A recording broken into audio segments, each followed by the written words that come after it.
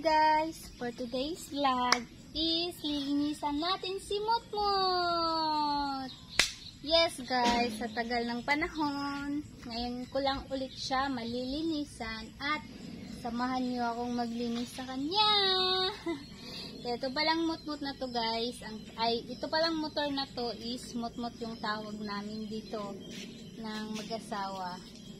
And then, itong Motmot na to is habang nasa Pampanga kami, iniwan namin ito dito sa Bohol kasi para pag umuwi kami, mag-visit kami dito sa kila mama, meron kaming magagamit.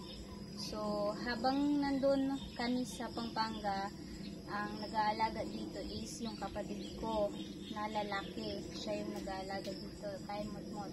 So, habang nandito tayo sa Bohol, tayo ang maglilinis sa kanya. Tara, let's do it! Ito yung gagamitin natin, guys.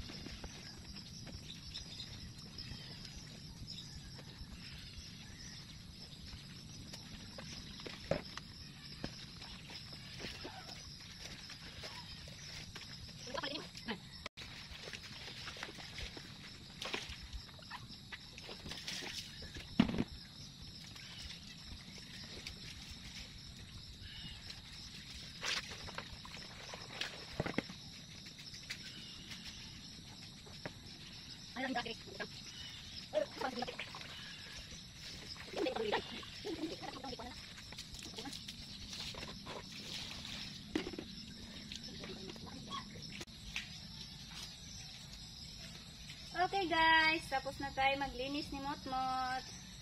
Pero guys, hindi pa yun yung gawin nating linis. Kasi itabong rin ko ano niya daris kuan. Yes, mother. Kasi iwawashing pa natin si Motmot. Pero sa ngayon, yun muna ang linis niya. Yun muna ang ligo niya. Pero ano ko siya guys, ipapalinis ko siya yung talagang malakas yung pressure para yung mga dumidikit sa loob ng Motmot, matatanggal talaga. Ngayon, yan, medyo kasi guys, talaga, sobrang maputi kasi maulan ngayon dito sa Bohol. Kaya, at least, nalilinis-linisan si Motmot ngayon. So, bye-bye guys! Thank you for watching!